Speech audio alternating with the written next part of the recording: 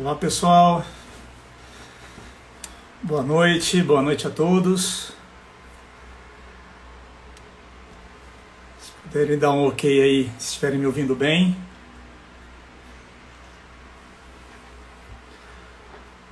Fala aqui, Morinha, meu irmão.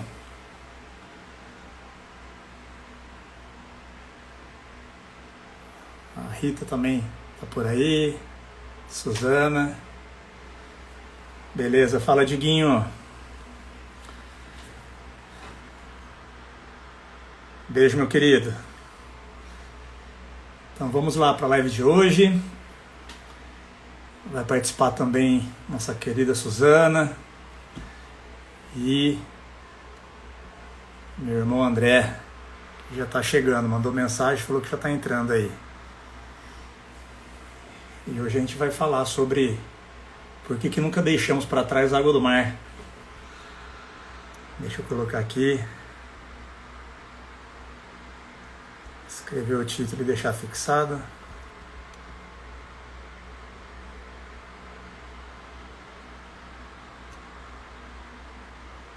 A Suzana que já está aí, se quiser pedir a autorização aqui.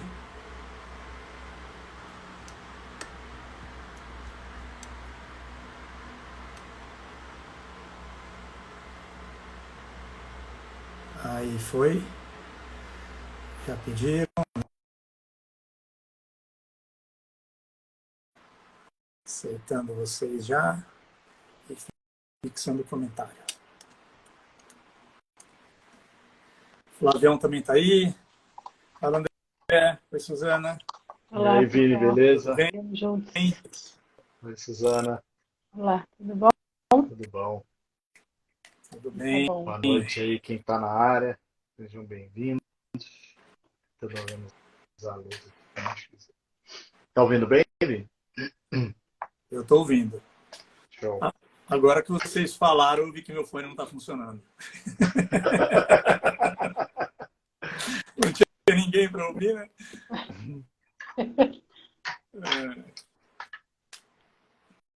Muito bem. Vamos lá, então. Estava já anunciando aí para o pessoal sobre o tema da live, né? Porque nunca deixamos para trás a água do mar. Quem já está habituado aí em contato, né, com os nossos conteúdos, com as 5 leis, já deve imaginar sobre o que falaremos. O principal programa que envolve, né, esse tema. Mas para quem também está chegando agora aí, vai conseguir acompanhar. E até a ideia desse post, né? A Suzana foi quem nos incentivou até para falar sobre isso, sobre essa live, perdão. Mas foi um post com uma frase, né? Do livro do Capra que teve bastante engajamento, teve bastante compartilhamento. Então, isso aí deu pano para manga para a gente pensar em fazer essa live aqui para vocês. É Muito interessante bom, que as coisas gente.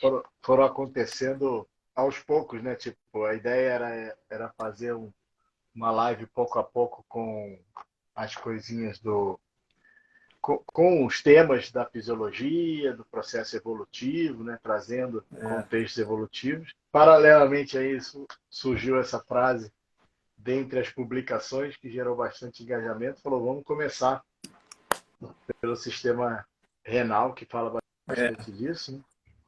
Acabou virando... Casou bem com a necessidade aí.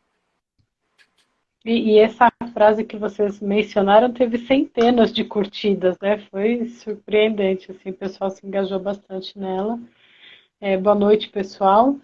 Mas, assim, comecem contando pra gente como é que foi essa ponte dessa repercussão mesmo, desse post, dessa frase, para fazer isso virar uma live. O que tem nesse assunto de tão importante que merecia uma live? Bom, acho que a gente pode começar citando a frase, né? Porque quem não viu deve estar boiando aí. Eu até deixei separado aqui. E... O André falar alguma coisa? Não. Manda aí. Você está com ela aí, já é ótimo para para fazer o gancho. Então, a frase é a seguinte, é desse livro aqui do Capra, A Teia da Vida. Acho que tá espelhado, né? Tá invertido, tá. É A Teia da Vida, do Fritjof Capra, onde ele diz o seguinte, né? Que saímos dos oceanos há mais de 400 milhões de anos, mas nunca deixamos completamente para trás a água do mar. Ainda encontramos no nosso sangue, no nosso suor e nas nossas lágrimas, né? Então, para dar o pontapé inicial aí, sobre a frase que inspirou a live. É interessante também trazer a ideia, né, de que a gente fazer essas correlações evolutivas como uma maneira clara da gente compreender as 5 leis também, da onde ela surge, né? A gente fez uma live tem um mês, né, Suzana, foi mais ou menos isso. 2 lives atrás a gente apresentou isso de uma maneira geral, quem quiser depois confere lá.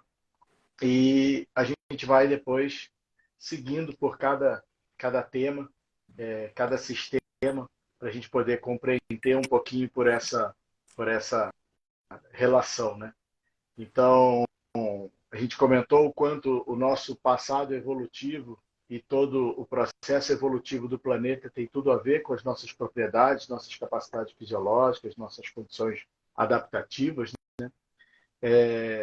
A gente tem a ideia de que a vida se adapta ao ambiente, mas existe uma mútua interação dentro desse processo, né? Então, há um diálogo entre o ambiente e a vida, né? A vida muda o ambiente também muda a nossa forma de se organizar aqui, e assim aconteceu durante milhões e milhões de anos.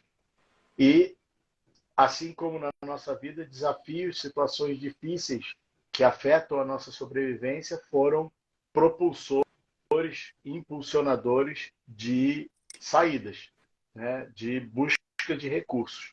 E muitos desses recursos foram através das modificações da nossa fisiologia para enfrentar essas condições adversas aí, né? Então, quando a gente vai falar de sentido biológico, sentir biológico de determinados tecidos, de determinados órgãos, tem tudo a ver com o que impulsionou a necessidade dele, né? Nada no nosso corpo não tem nenhuma região aqui que não está aqui por necessidade, né? E que essas necessidades foram desenvolvendo essas propriedades e, naturalmente, quando estamos sob situações análogas, lançamos mão da mesma ativação que fez. Não sei se isso está muito complexo ou não, mas qualquer dúvida também as pessoas vão falando. Mas a vida é um processo dinâmico dentro dessas condições e que várias condições foram gerando estresses para gerarmos adaptações e condições que foi gerando todo esse desenvolvimento da vida dos animais. Então, da vida, quando a gente fala não só da vida humana, de todos os seres vivos. E é interessante que essa mesma visão se aplica às plantas também, né? Os biólogos trabalham claramente sobre essas condições que foram demandas, necessidades adaptativas que geraram novos recursos. As plantas também iniciaram sua vida no fundo do mar, não só os animais. E também foi um desafio adaptativo funcionar ou existir num meio diferente do meio em que foi concebido, né? Então, as raízes, por exemplo, a profundidade das raízes, os sulcos para caminhar as seivas, né, que é quase um sistema circulatório dentro das plantas, não era necessário nas plantas marinhas, né? Então, aí a gente já vai entrando um pouco com essa relação que a água do mar tem com o nosso corpo, nossa fisiologia, como o Capra fala nessa frase de uma maneira tão rica, e a gente pode fazer ótimas relações aí com toda a nossa fisiologia. E aqui nessa live vamos tentar nos ater ao sistema renal, né? que foi uma das grandes dificuldades adaptativas nessa transição. Aí. Seria essa Acho que podemos. introdução? Quer complementar, Vini? Assim, o que me vem de dúvida quando vocês falam, por que que houve essa dificuldade, né? Você disse que o sistema renal foi uma dessas grandes dificuldades. Por que que houve essa dificuldade e como isso foi superado? Não sei se o Vini quer complementar antes. Complemento. Dando continuidade no que o André startou aí sobre o sistema renal, imagina que enquanto seres aquáticos, né, tinha água em abundância e os animais eles tinham tanto os alimentos ali com fácil acesso, também água em abundância, a camada mesmo de pele deles era bem lubrificada, bem hidratada, os órgãos internos também tinha água em abundância, mas uma vez que começou-se a passar por períodos de escassez, né, seja por secas, ou seja por falta de alimento e ter que buscar então os alimentos fora da água, né, tem até uma relação, né, dos primeiros insetos, o quanto eles contribuíram para o desenvolvimento dos anfíbios, né? Então, onde até então seres aquáticos tinham dificuldade de encontrar o alimento, e aí que eles começaram a buscar o alimento fora, e esse deu a importância dos insetos, né? Nesse desenvolvimento da transição para o meio terrestre. E aí depois, sucessivamente, os répteis, né?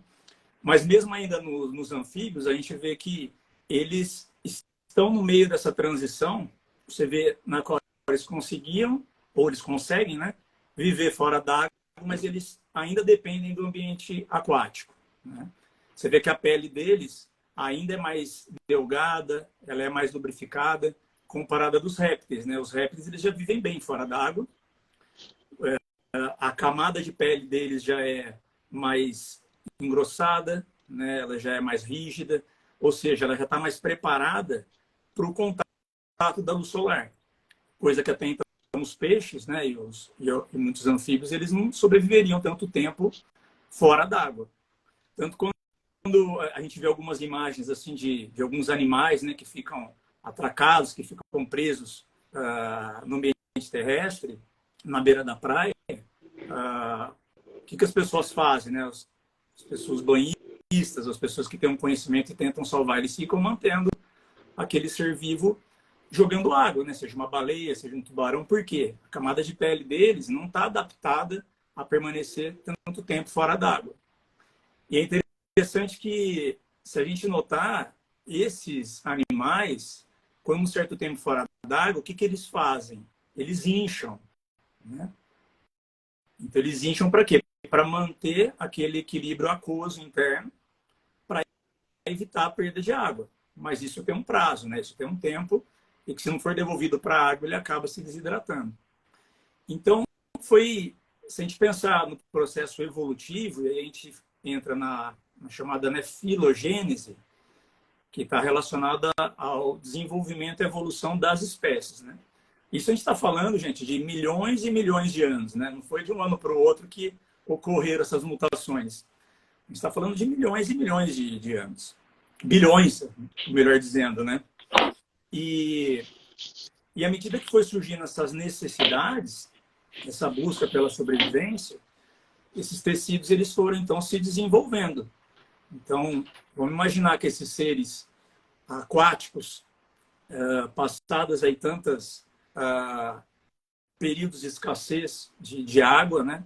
Marés que subiam e que desciam, muitos seres acabavam morrendo, né? Desidratados fora d'água, mas outros, com o passar do tempo, foram criando algumas mutações, algumas adaptações para conseguir se preservar fora d'água, né? E aí não entra só o rim, mas vários outros tecidos, vários outros órgãos foram se adaptando para conseguir se manter por longos períodos fora d'água, né? Então, aí a gente entra no tecido hepático para conseguir ter uma reserva de alimento, A gente entra no movimento dos pulmões, mas já é tema para as próximas lives, né? Mas chegando para o ator principal aqui dessa live, que são os rins, eles acabaram se desenvolvendo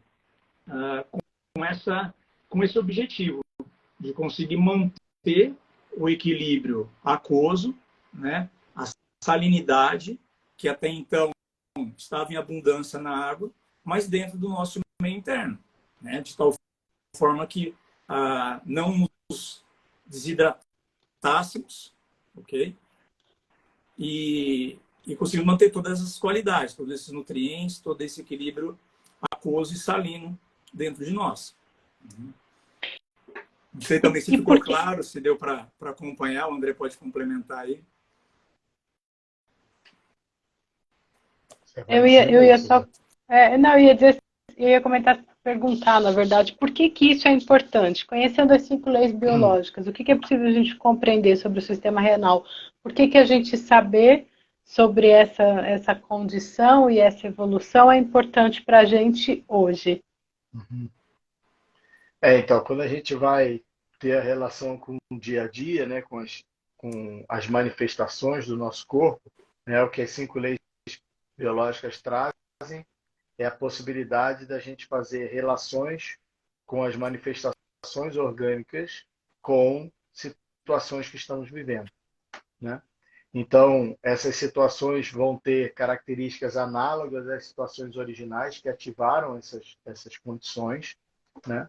Então, quando a gente traz isso para a vida, né? Então a gente teve todo o salto evolutivo, todas as mudanças evolutivas tiveram necessidades adaptativas aí importantes, né? E o período cambriano aí de mais ou menos 500 milhões de anos atrás foi um grande desenvolvedor das espécies marítimas, principalmente pela abundância de oxigênio, e que foi capaz de gerar mais energia, porque novos recursos adaptativos também consomem mais energia, tem todo um processo de metabolização e capacidade de poder gerar essa gama de funções e propriedades, e que foi tornando ali aquela competição e alta competição dentro do ambiente marinho uma condição para ir expandindo. Mal comparando, você tem a história da Espanha e de Portugal também se desenvolvendo para os ambientes, aí no caso pela navegação, para conhecendo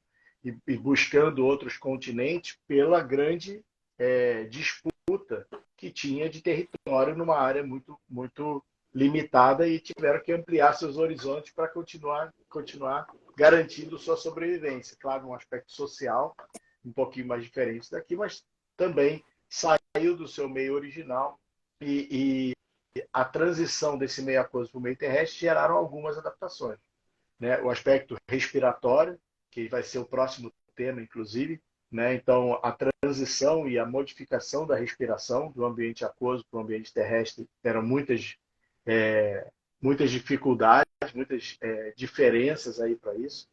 A fecundação interna, né, dos óvulos, que é uma condição, esse processo ainda tinha óvulos que eram colocados e o processo de fecundação acontecia fora do próprio corpo.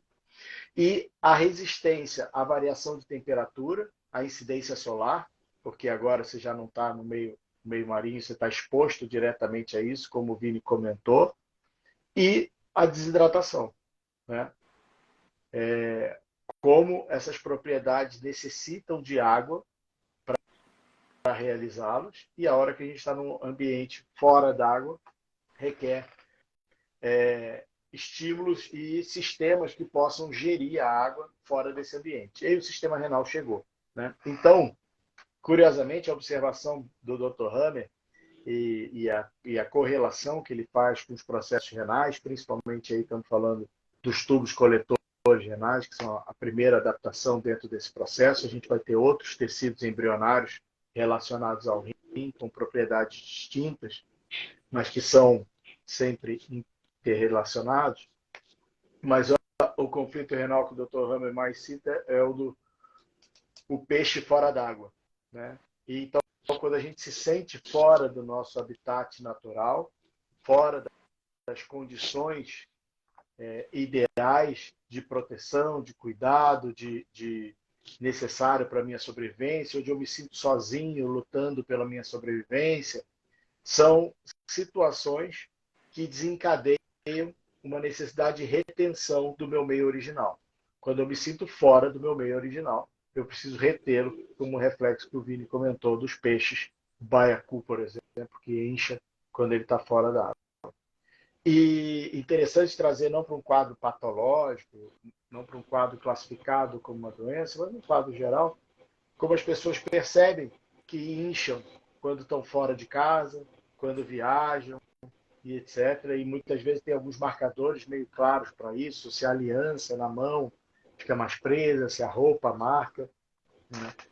Vão ter algumas correlações diretamente associadas a isso. Então a gente tem uma memória muito antiga de um passado evolutivo e que situações análogas, quero dizer, situações atuais que nos remetem a essa necessidade, né? Isso não se trata de uma vontade, se trata de uma necessidade.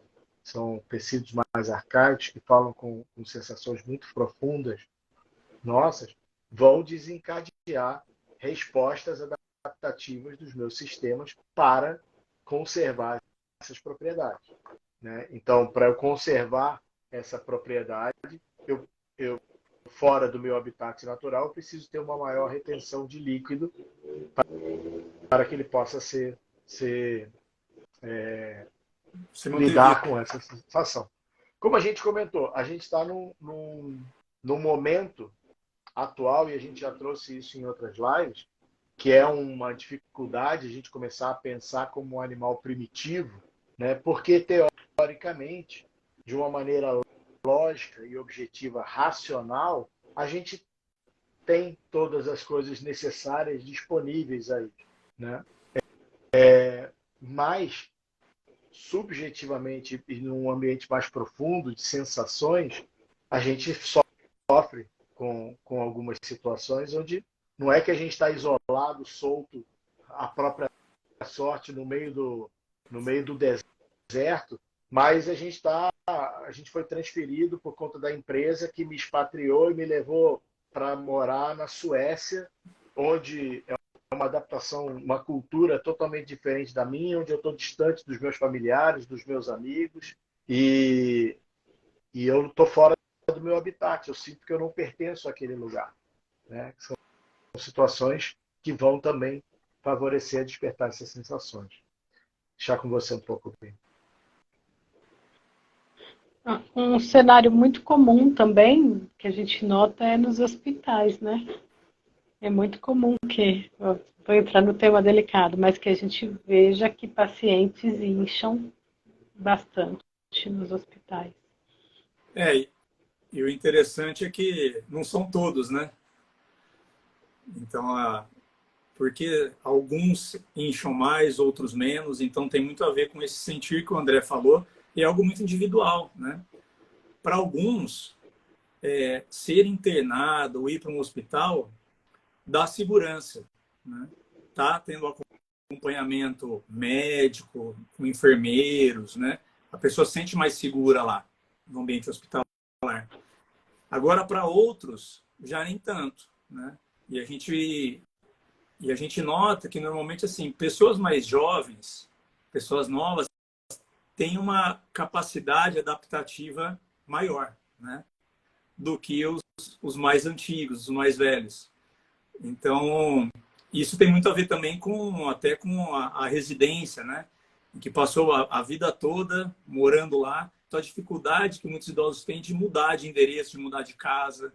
A gente vê alguns empreendimentos, né? Aqui em Campinas tem um que é muito interessante, eles montaram um conjunto, né, comercial e domiciliar, e a casa que fica na esquina é um senhorzinho com uma senhorinha que moram lá. E eles não venderam a casa. Então, eu fico imaginando quanto que não ofereceram para eles, né? Deve ter oferecido milhões, e eles não arregaram o pé de lá, né? Exatamente por ali é o lugar deles, ali é onde eles construíram a vida deles, e ali é onde... Opa, vamos ver. Então, ali é onde eles se sentem como um peixe dentro d'água, né? É ali onde eles se sentem seguros, ali é o habitat deles. Mas, para um jovem, né, racionalmente, começando a vida, ele pensa, não, pô, vender esse imóvel poderia dar uma grana, não sei quanto, rendendo em tal fundo, mas eles estão mais conectados com o seu sentir ali, com a sua necessidade, né? O que eles precisam para viver é aquilo ali, pronto. Então, a gente vê que realmente a nossa idade da vida tem uma maior dificuldade adaptativa, né? Mas é algo muito individual, né, Suzana? Não são todos que ativam esse programa ao estar no ambiente hospitalar. E a gente vê que é muito comum, naqueles ambientes de isolamento, manifestar esses quadros, né? De edema generalizado, as mãos ficando inchadas, né? Os pés. Então, realmente é bem comum. E a gente vê o quão importante é alguns trabalhos, né? Que muitos profissionais dentro ali do ambiente hospitalar acabam adotando e, na sua grande maioria, sem conhecer as 5 leis, muito de maneira ali observacional e empírica, mas notam que vai dando certo, os pacientes acabam melhorando, então, de forma intuitiva, eles vão adotando algumas práticas, né? E os hospitais acabam adotando também por verem as melhoras, né, que os pacientes acabam manifestando. Como, por exemplo, a questão das visitas, né? A questão dos pacientes que têm um quarto privativo, onde é permitida a visita. Então, esses pacientes eles respondem de uma maneira diferente daqueles outros que estão mais isolados. Tem estudos que mostram, né, que aqueles quartos onde tem vista para a natureza, para o verde, os pacientes eles tendem a melhorar mais rápido do que aqueles que não têm janela, ou que tem uma janela virada para o fundo do hospital. Agora teve eu vi que falaram que a respeito, né, da pandemia, durante esse período de pandemia, onde a gente viu muito essas cenas, né, do isolamento dos pacientes dentro dos hospitais, e tem um caso muito interessante de uma enfermeira, aonde ela notou que os pacientes que ela tinha mais contato, e ela ficava um tempo maior com eles, ela colocava a mão nos pacientes, ouvia, conversava, via que eles tinham um afeto, uma gratidão por ela, e melhoravam mais. E aí ela viu que um dos relatos comuns era: nossa, eu gosto tanto quando você está quando a gente está no seu turno, porque a sua mão é quentinha, né? E aí ela teve uma brilhante ideia, porque ela tinha 2 mãos só, né, para dar conta de todos os pacientes. E aí o que ela bolou? Ela pegou essas luvas de procedimento, encheu de água quente, né? Deu um nó com a ponta dos dedos também e envolveu na mão dos pacientes, né? Envolvia. Então, os pacientes, muitos até inclusive em coma, começavam a ter a sua fisiologia mudada, modificada, por conta só desse sentir do acolhimento, de ter uma possível mão quentinha ali acolhendo, fazendo com que levasse um pouco daquele sentir biológico do pertencimento, de estar ali em grupo, de ter uma mão que tinha recebendo e acolhendo ela. Então, inclusive a gente podia fazer um post desse material aí, né, André? Essa ideia aí, que é um tema bem interessante e casa com a live de hoje. Então, esse vídeo rodou bastante durante a pandemia e é bem foi bonito. Muito interessante e é 5 leis puras, né? O Gonçalo participando aí, agradecer a presença, mandar um grande abraço. Médico também, trabalha com 5 leis, professor de 5 leis também, grande amigo. Legal ter você aí. Comentou que no Covid, na primeira etapa da pandemia, dialisava 90% dos pacientes na UTI, né? E tinha todo esse isolamento, essa distância. As pessoas chegavam como se fossem astronautas para falar com essas pessoas, né? Todas fechadas e isoladas, né? Soube aqui em Piracicaba, onde eu moro, atualmente, quando essas pessoas entravam nesse processo, tiravam os celulares e pedia, caso quisesse, deixar uma mensagem de despedida. Era o approach, como essas pessoas eram recebidas no serviço. E, novamente, gente, não falo aqui de maneira pejorativa. Essas pessoas fazem isso de um bom coração, tentando fazer o melhor, pensando nos outros, etc. Porém, com algumas informações faltando aí sobre o efeito percepção disso. Você está entrando no ambiente para ser cuidado e alguém pede para você gravar a última mensagem, você acha realmente que você vai sair dali? Né? Se a pessoa que está ali responsável por cuidar está deixando esse tipo de mensagem, são essas coisas que aconteciam. Né? É inegável que isso acontecia. E nos hospitais, quem tinha boas condições, em hospitais particulares e tal, se fica ligado num telejornal da vida, vendo aqueles números crescentes e alarmando e etc., a sensação é que é o próximo. Eu estou aqui no período pré-morte aqui, isolado dos meus, né? E pronto para partir. E tem um ponto interessante desse contexto aí, né? Então a gente comentou que de frente a uma situação dessa, onde eu devo lutar pela minha própria existência, só trazer um ponto, a gente fala disso, né? Lutar pela própria existência, perder os pontos de referência, sozinho, abandonado. Eu citei o caso de alguém expatriado. Como tudo dentro das 5 leis, depende de como cada um se sente. Tá? Não significa que todo mundo expatriado vai se manifestar dessa maneira. Né? Porém, o inverso não é verdadeiro. Quando a pessoa manifesta uma coisa, sabemos que em alguma instância, em alguma situação da vida dela, ela se sente dessa maneira para recrutar esse sistema. Né? E esse sistema entrar em ação. Então, a gente vai ver nos quadros clínicos, pessoas profissionais da área de saúde aqui, sabem o quanto essa retenção de líquido afeta todo o quadro clínico do paciente e é um grande potencializador das queixas e das manifestações.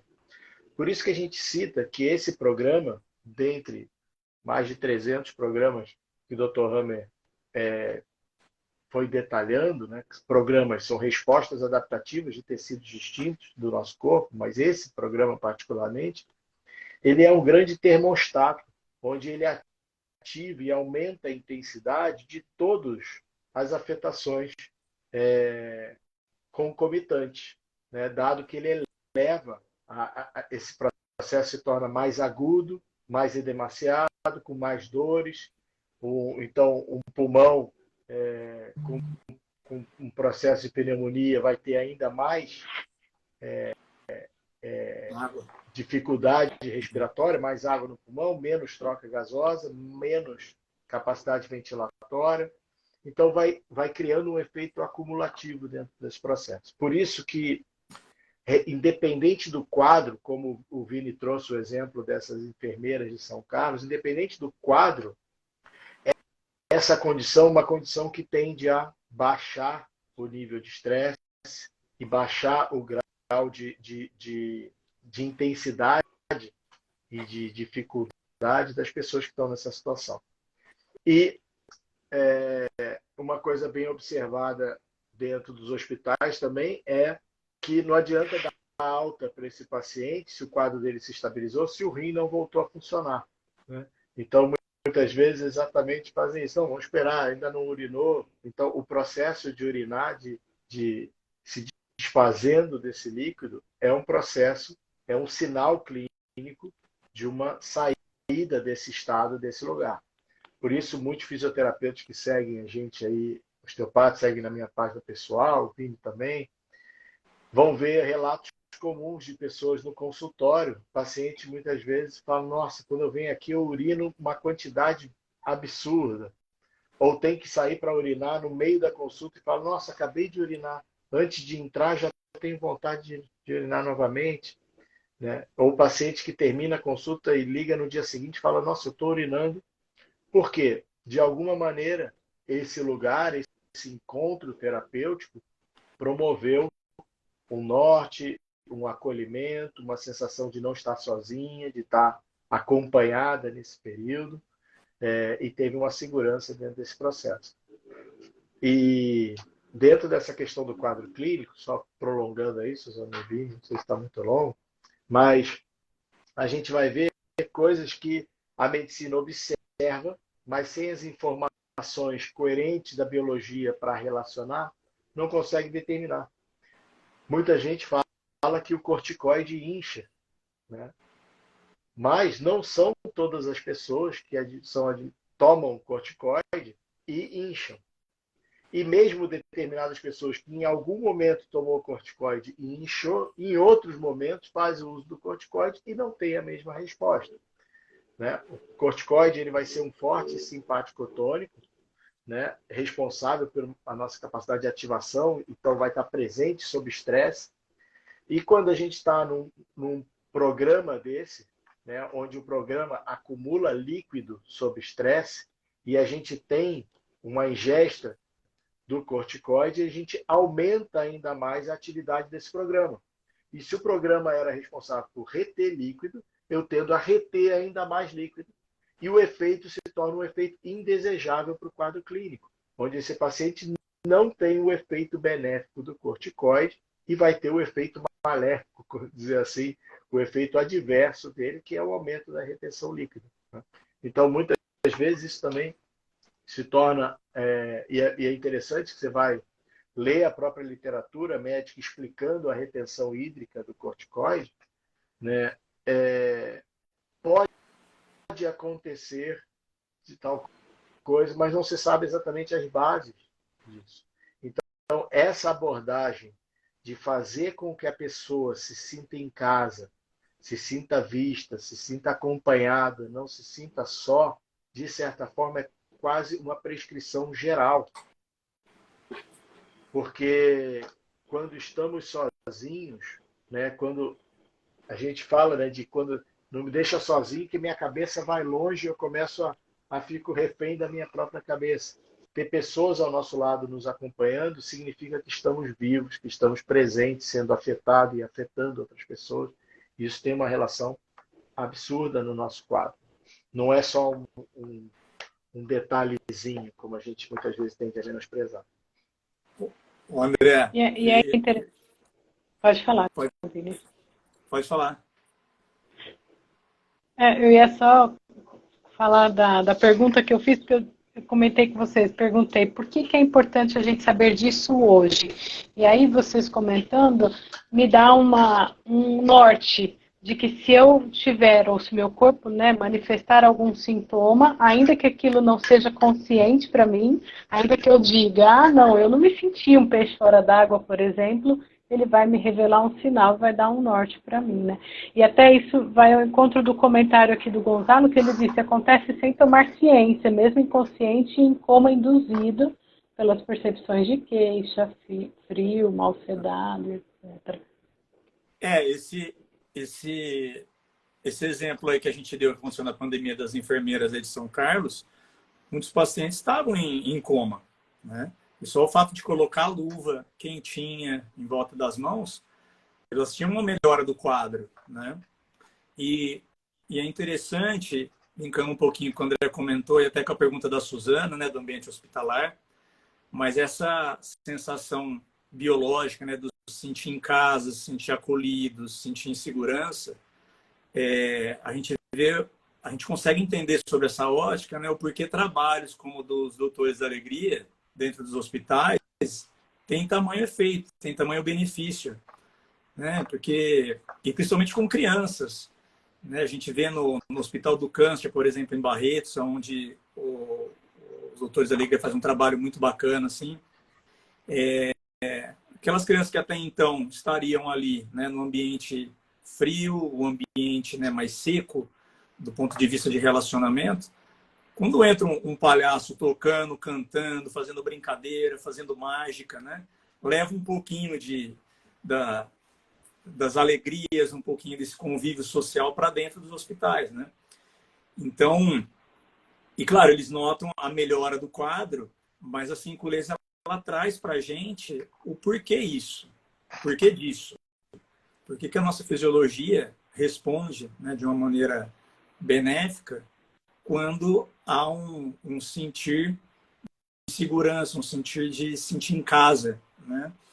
E também complementando aí quando o André comentou a respeito da observação clínica, né, que a gente acaba tendo nos consultórios, tem vários fisioterapeutas aí acompanhando a gente, mas a gente viu o quanto os pacientes mais agudos, mais sintomáticos, né, que chegam em crise aguda de coluna, por exemplo, em especial,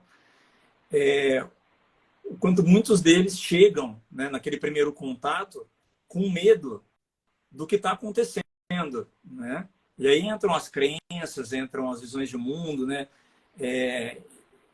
E muitas vezes eles estão seguindo uma linha de tratamento onde não estão seguros ou não querem, por exemplo, ir para uma cirurgia ou seguir determinado tipo de tratamento, né? Só para exemplificar.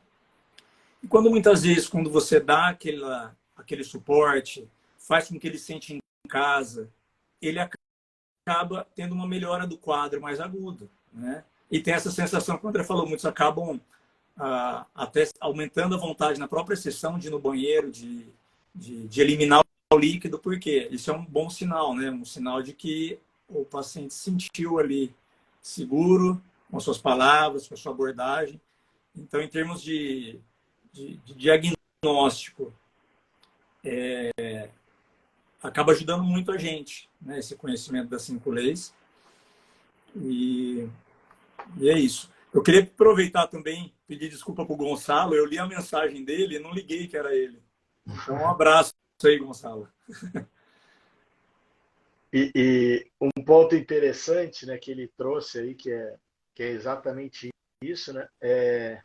Isso acontece com a gente consciente. A gente fala, não, mas isso não está acontecendo, né? Esse processo já foi, isso não está mais manifestando em mim, porque a gente é um campo muito limitado de vista do que está se passando dentro. Mesmo porque a gente já trouxe aqui em outras oportunidades o quanto o processo de interocepção é um processo pouco desenvolvido, onde a gente está muitas vezes ativados e provocados a nossa atenção para o que está fora e tem pouca intimidade com o que está acontecendo dentro, né? Então, esses processos, a gente fala, né, a mente mente descaradamente e a biologia não mente. A gente pode usar as nossas respostas orgânicas como atestados do que está se passando comigo, mesmo que eu não esteja vendo. E é importante, o processo terapêutico não se passa necessariamente por um plano consciente, porque essas interações não acontecem num plano consciente. Até aproveitando, trazer um gancho para uma matéria que saiu no G1 ontem, no Caderno Ciência, que eu recebi de vários pacientes e tal, falaram, você comenta disso aqui e tal. Eu achei muito interessante que me mandaram, e depois a gente pode até mandar alguma coisa, mandei para vocês, né? O quanto essa neurocientista comenta dos 7 sentidos e não 5 sentidos, e que dos 7 sentidos que nós temos, a gente dá atenção ao que a gente conhece como os 5 sentidos, né? Eles se referem ao mundo externo, né? A minha capacidade de ver, de ouvir, de falar, de tocar, de sentir o cheiro, né? de sentir o gosto e sentir o cheiro. Falei, falar, não. Não, o paladar, o olfato, a audição e o tato, como os 5 sentidos, e sempre pontuamos esses 5, e ela traz a interocepção e a propriocepção como instintos, onde não é o cérebro que regesse todo o nosso comportamento, né? Existem vias de informação e essas informações não estão aqui, né? Então isso não está na mente, não está na cabeça, não está mesmo pacientes em coma sentem isso, porque essa resposta vem do corpo.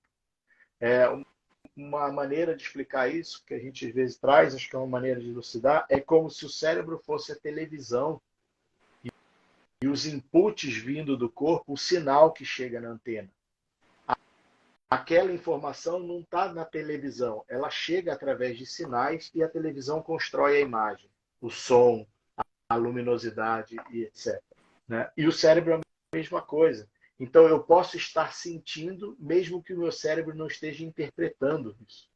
E quando eu estou sentindo, o meu corpo responde organicamente ao que eu sinto e não ao que eu acho que eu estou sentindo.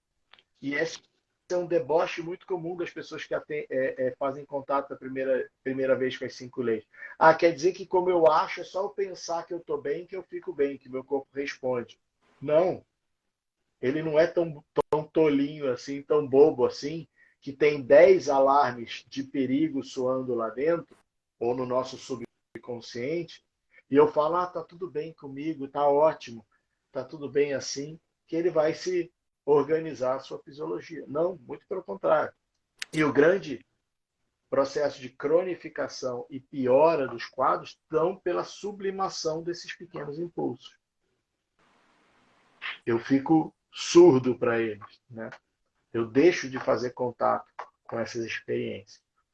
Então, só para fazer esse link, porque eu acho que é muito importante na hora que as pessoas conhecem, muitas vezes pela primeira vez, as 5 leis, e isso faz toda a diferença num ambiente clínico e terapêutico, tá? Embora tenha fugido um pouquinho do tema do rim, mas o corpo está nos dando sinal que a gente chama do animal interno. O animal interno está sentindo o processo. E o corpo responde com base no que eu sinto, não no que eu construo na minha mente. Né? Recentemente vocês fizeram uma comparação até divertida sobre isso, André e Vini, que é sobre os celulares e o computador, né? Que eles têm programas que ficam rodando ali internamente, mesmo que a gente não veja, eles estão rodando, né? Tá? De repente, às vezes a gente até vê uma mensagem, uma notificação no nosso celular, informando que tem um programa ali rodando, está atrapalhando, e a gente não tinha se dado conta dele. E o fato deles não estarem na tela não significa que eles não estão consumindo energia, que eles estão interatuando com dados, que eu estou mandando informação para outras pessoas e etc. Né? E é exatamente isso. Né? A tela em relação ao consciente e o sistema operacional girando. Então, a vida, as experiências acontecem dentro do nosso corpo. E estamos tão presos no penso, logo existo, nessa ideia de que existe o que pensamos e não existe o que está fora dele, que a gente cada vez mais fechado a novas ideias, cada vez mais restrito, cada vez mais pouco disponível para outras coisas, onde a gente acha que o que está na nossa cabeça é a verdade. Né? Mas não é isso. E muitas vezes também, né, André, acaba se querendo entender aquele aplicativo que está aberto, né? E não se conectar sobre o sentido dele, por que ele abriu, né? Ou fazendo a comparação, né, a metáfora com os programas biológicos, né? O porquê que ele foi ativado. Ele não é recrutado, ele não é requisitado do nada, né? Então, claro, trazer para a consciência é importante, mas não é suficiente, né? Você saber, e a gente vê que é o que acontece muito dentro das 5 leis, né? As pessoas quererem entender mais do que realmente se conectar e integrar essa sensação. Então, usando a metáfora que o André colocou aí, que eu achei interessante, né? A pessoa fica querendo entender a TV, né? E como aquela imagem está sendo projetada, do que realmente captar os sinais e integrá-los dentro do nosso organismo, né? E tem muitos trabalhos que ajudam nesse processo, né? Trabalhos corporais e aí o André falou do penso logo existo, né? É interessante que o Antônio Damasio, né, que é um neurocientista português, ele publicou um livro que é O Erro de Descartes, né? Exato, essa frase de Descartes, então, é interessante porque o que ele traz é que talvez uma frase mais coerente seria o sinto logo existo, né? E não o penso logo existo, mas o sinto. E por isso que muitos, né, não é à toa que a gente faz questão de ter os eventos e os módulos presenciais, porque quando a gente procura integrar esse conhecimento, mesmo no online, né, nas aulas ao vivo, a gente conduz algumas práticas para ajudar nesse processo de conexão, de sentir muito desses sentidos biológicos que a gente traz por via racional, mas que em algum momento precisa ser integrado, né?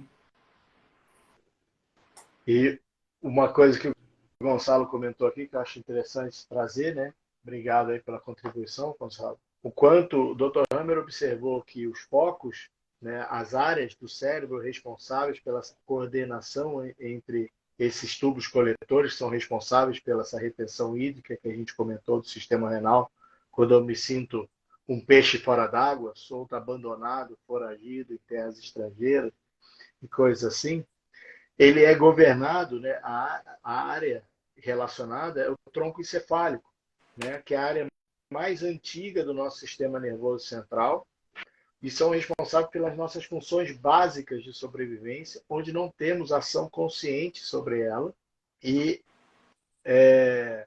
que regem tudo que é fundamental para a vida, né? É interessante como tudo que é fundamental para a vida, nós não sabemos como fazemos, mas fazemos. A troca gasosa, a gente faz sem saber dela, né? A absorção de nutrientes, a gente faz sem saber dela. A entrada, essa troca gasosa nos alvéolos, mas a entrada dele na corrente sanguínea e da corrente sanguínea para as células, a gente não sabe exatamente, embora a gente estude bastante, esteja bem avançado no processo fisiológico, mas a gente não sabe conscientemente como fazer. A gente sabe descrever etapas bioquímicas que acontecem nesse processo. Então, todo isso está fora do nosso campo consciente e num campo mais arcaico do nosso sistema nervoso central, né? Ele E o diz quanto... do cérebro antigo.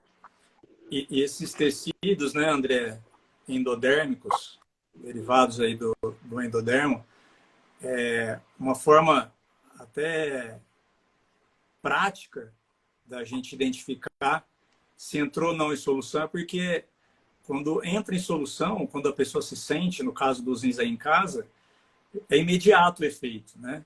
Ou seja, de trato digestivo e tudo mais, é imediato a sensação. E aí eu trago uma experiência que eu tive no sábado com o meu avô, né? Meu avô tem 92 anos e logo que eu cheguei na casa dele, a gente foi lá, né, com as meninas para fazer a visita nos bisos e a hora que a gente chegou ele estava no banheiro, né? Ele tinha ido urinar e ele estava saindo do banheiro com a mão meio molhada assim, né? Ô, vô, tudo bem? Tudo mais, né? Tal. Deu uns 5 minutos de conversa, ele pediu licença para deitar no sofá, porque ele estava com dor nas pernas, né? E aí, toda vez que ele reclama, eu começo a fazer massagem, né? Nos pés e nas pernas dele. E eu comecei a fazer, deu uns 5, 7 minutos, ele pediu desculpa porque ele ficou com vontade de urinar. Ou seja, ele tinha acabado de ir no banheiro, né? E só o fato dele deitar, o neto mais velho dele, né? Tocar, fazer um carinho, acolher, fez ele sentir em casa. Então, a resposta é bem imediata, né? O sentir em casa, se sentir acolhido, sentir em segurança. Já fazia uns 10, 15 dias que a gente não se via. Então, o quanto... para a gente que conhece inglês, a gente vê na prática como é que isso funciona. E existem pesquisas também, né, que têm abordado essa questão da confiança, dos relacionamentos, da importância disso para a vida. A gente até fez um post recente sobre isso. Sim. Um post que nós chamamos de bons relacionamentos nos mantém mais felizes e saudáveis. Falamos das lições de Harvard. Tem mais pesquisas, né, gente? E até a gente aproveita para pessoal que está acompanhando aí, a gente tem uma série que a gente posta, toda quarta-feira, né, Suzana? Toda quarta-feira. Que se isso faz sentido para você, né? Você deveria conhecer as 5 leis, onde a gente traz estudos, a grande maioria pesquisadores que não conhecem diretamente as 5 leis, mas as suas descobertas falam, né? E e evidenciam muito das 5 leis. Esse em especial foi postado aí na semana passada, como a Suzana disse, é o estudo mais longo feito na história, né, com o maior follow-up, um estudo de Harvard, onde eles acompanharam por 80 anos, na média, assim, os pacientes, e viram quais eram os fatores, né, principais que tornavam as pessoas com uma vida mais feliz. E viram que eram os relacionamentos sociais, né? Eram ter relacionamentos próximos e relacionamentos verdadeiros, né? E não aquele relacionamento também 100% perfeito, né? Da família Doriana. Então, relacionamentos onde havia desavenças, havia briga, mas como até um senhorzinho relata lá, que por mais que ele brigasse e discutisse com a mulher, ela era o amor da vida dele e ele se sentia muito feliz por tê-la ali nos momentos de maior dificuldade, né? E tem outro estudo também que a gente vai soltar essa semana, já dando um spoiler aí para o pessoal, que é um estudo da Susan Piker, onde ela fez ela avaliou os fatores preditivos para uma vida mais saudável. Então, ela levou o grupo dela de pesquisadores lá para a Ilha da Sardenha, na Itália, que é uma das cidades no mundo com o maior número de longevos. Então, a gente sabe que na Itália já é um país de muitos idosos, né? Mas essa ilha em especial, ela tem 6 vezes mais longevos do que a média italiana, né? E 10 vezes mais do que os Estados Unidos. Então, isso gerou curiosidade nela. Ela falou, bom, deixa eu ver lá, né? Ela que é uma pesquisadora da Universidade de McGill, no Canadá, e psicóloga que estuda desenvolvimento humano, estuda longevidade, falou, bom, eles devem ter alguma coisa ali que a gente desconhece. E aí ela foi estudar, né? Os fatores preditivos. E aí, só para não delongar muito, tem a ver com relacionamento social também, com integração social, né? E quem quiser saber um pouquinho mais, não percam o post de quarta-feira. Fazer uma propaganda do post aqui. A gente se diverte, né, André, com esses estudos aí, porque a gente olha e fala, caramba, meu, eles estão falando de 5 leis e não sabem, né? Como um detalhe a gente comentou aí de alguns cuidados genéricos que a gente pode ter, né? Como utilizar esse conceito na prática, né? A questão de fazer com que se sinta em casa. Um ponto importante para trazer é que é para fazer como se sinta em casa, não necessariamente como cada um se sente na sua própria casa, né? Então, é uma linguagem mais subjetiva, mas que a gente possa trazer elementos que a pessoa se sinta em casa, se sinta integrada, se sinta vista, se sinta reconhecida. É um ponto fundamental aí para essa condição. Se sinta amparada, sinta que ela não está sozinha nessa, né? São condições fundamentais aí para criar um bom ambiente favorável a essa fisiologia, como o Vini comentou do bonito episódio com a avó dele. E essa é uma das funções renais, né? Vale dizer para quem não conhece tanto a fisiologia do rim, mas ela vai ter como base, de uma maneira muito simples, ser responsável pela gestão de líquidos no corpo, né? Regular essa quantidade de líquidos dentro do corpo e, naturalmente, vai regulando a pressão sanguínea também, né? A volemia, a quantidade de volume de sangue dentro do nosso corpo. E eles vão ter um programa muito relacionado também com as pressões altas, né? Hipertensão, que vai ser programas relacionados a situações de líquido, né? Então, a gente falou do endoderma, isso é assunto debatido no curso, na experiência introdutória das 5 leis e aprofundado na nossa formação, que os tecidos, como o rim, por exemplo, ele tem vários, os tecidos, os órgãos, como o rim, tem vários tecidos diferentes. E cada tecido vai ter um sentido biológico, ele foi se desenvolvendo com uma finalidade em uma fase desse processo. Então, a gente tem o mais arcaico relacionado com essa condição de peixe fora d'água, né? E a gente tem também depois toda a parte de mesonovo, parênquima renal, que vai ser relacionado a conflitos de líquido. Alguém comentou aí de território, liquidez, aí, então, uns tecidos relacionados a problemas de líquido, seja pela minha pressão, seja por vazamentos, enchentes, inundações, etc., vão ativar esse programa de gestor de líquido. Por mais que o processo seja externo, a resposta muitas vezes é interna, análoga à situação vivida. E a gente vai ter também a parte final do trato urinário, responsável pela eliminação de líquido relacionado à marcação de território, né? E que são processos distintos que a gente pode depois aprofundar aí futuramente. Quem quiser também conhecer mais isso integrado aos sistemas, na experiência do curso introdutório a gente fala disso, e na formação a gente aprofunda isso bastante. Só um ponto aí, acho que foi Essência Educar, não sei o nome, que fez essa pergunta, e eu acho bom trazer porque é um ponto que às vezes traz confusão, que ela traz da liquidez. Muitas pessoas trouxeram um conceito que não foi proposto pelo Dr. Hammer, então não está dentro do conteúdo das 5 leis biológicas. Eu não quero dizer que isso não é verdade ou não acontece, mas não foi descrito assim pelo Dr. Hammer, de que situações de liquidez financeira teria a ver com retenção de líquido, né? Porém, isso nunca foi escrito por ele, e a situação é muito mais instintiva do que numa analogia tão elaborada quanto essa.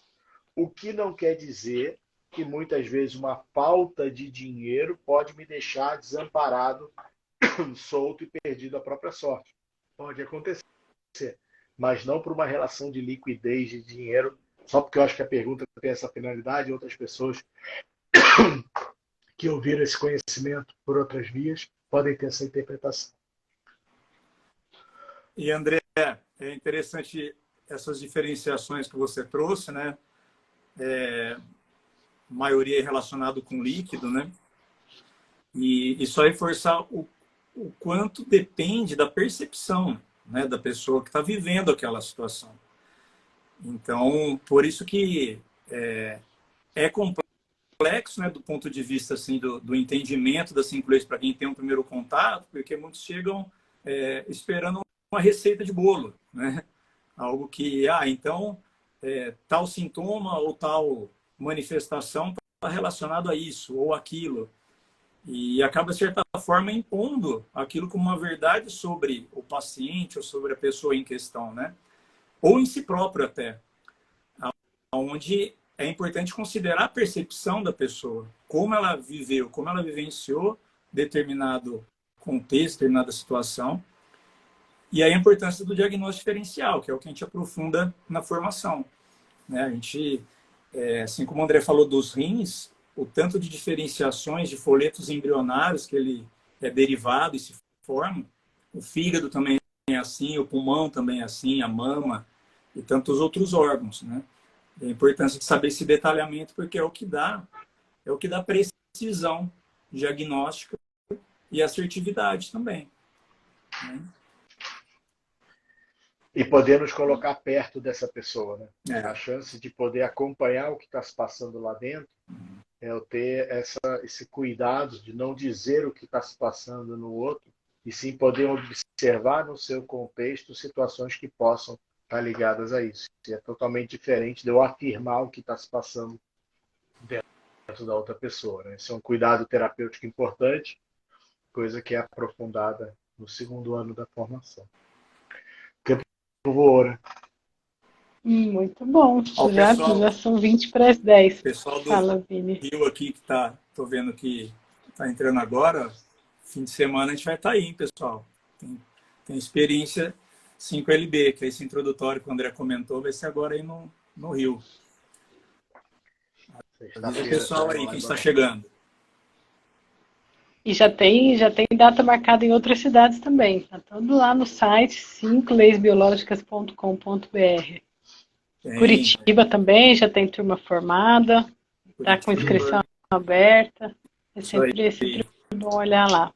E falaremos em outras lives sobre outros sistemas, né? Hoje falamos sobre o sistema renal, mas abordaremos outros temas aqui nas próximas lives, não é mesmo? Com Exatamente. certeza. Muito bom. Comentários, essa live vai ficar gravada, né? Lembrando de alguém, querendo compartilhar com outras pessoas, envia ou cita lá no comentário para a pessoa ver. E tendo dúvidas ou questionamentos, nos mande. É um prazer, sempre bom ver a participação de todo mundo. Obrigado quem pôde acompanhar aí com a gente. Sugestões de temas futuros também são bem-vindos. A gente né, alinhando expectativas e podendo ajudar e contribuir na propagação desse conhecimento. Essa interação do pessoal aí ajuda muito a gente a criar conteúdo, a ter ideia. Então, a gente agradece a participação, mesmo aqui no chat. Então, agradecer a todos aí que ficaram até agora com a gente nessa segundona. E principalmente a Suzana, né? A Suzana já está virando figurinha marcada aqui com a gente. Muito bom, um privilégio, uma oportunidade para mim. Ó, o Rodrigo bem lembrou que também a live vai para o YouTube depois. E se por acaso vocês estão aqui, mas não seguem o perfil das 5 leis biológicas, agora é a hora, hein? Começa a seguir a gente, que sempre tem muito conteúdo importante. O André e o Vini estão sempre compartilhando conhecimento aqui no Insta, no Face. É sempre muito bom. Legal. Débora, essa sugestão da ansiedade, esse tema surgiu numa live que eu estava fazendo com a Cris Panis, lá de Porto Alegre, né? Não sei se você estava nessa live ou se foi você mesmo que... Mas o tema ansiedade tá rondando aí.